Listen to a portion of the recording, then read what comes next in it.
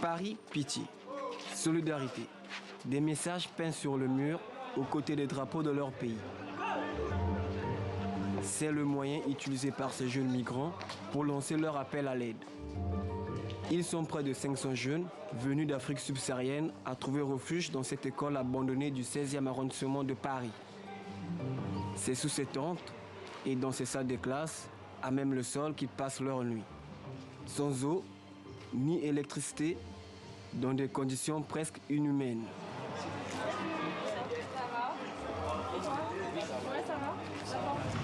Gaël, comme nous avons choisi de l'appeler, croyait trouver la paix et la sécurité une fois en France. On n'a pas le choix. Toi-même, tu as vu ici, comment on vit ici, comment ça se passe. C'est pas du tout facile. On dort à l'école ici, le matin, on sort à 10h. On sort. Après, à 18h, on rentre. Tu dors pas bien, tes amis te dérangent. Toi, le moment que tu dois dormir, tu ne peux pas dormir. Des conditions qui ne font pas oublier à cet adolescent son péril. On a passé un moment très très difficile en Tunisie là-bas.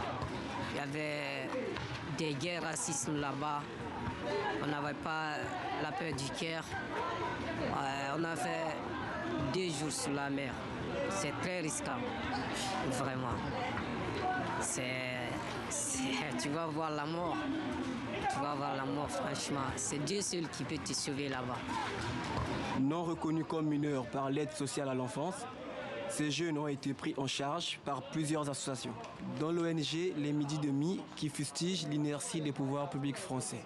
La politique d'accueil en France, elle est quasiment inexistante puisque c'est totalement inadmissible qu'on puisse avoir, maintenant ils sont jusqu'à 500 jeunes qui sont passés sur le lieu et qu'on puisse avoir autant de jeunes qui dorment dans la rue, qui n'ont absolument droit et accès à rien, à aucune aide de la part des pouvoirs publics et que ça n'émeuve quasiment personne.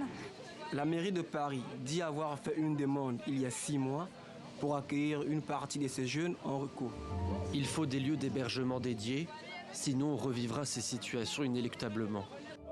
Depuis leur arrivée, des rassemblements des partis de la droite et de l'extrême droite sont organisés en face de cette école.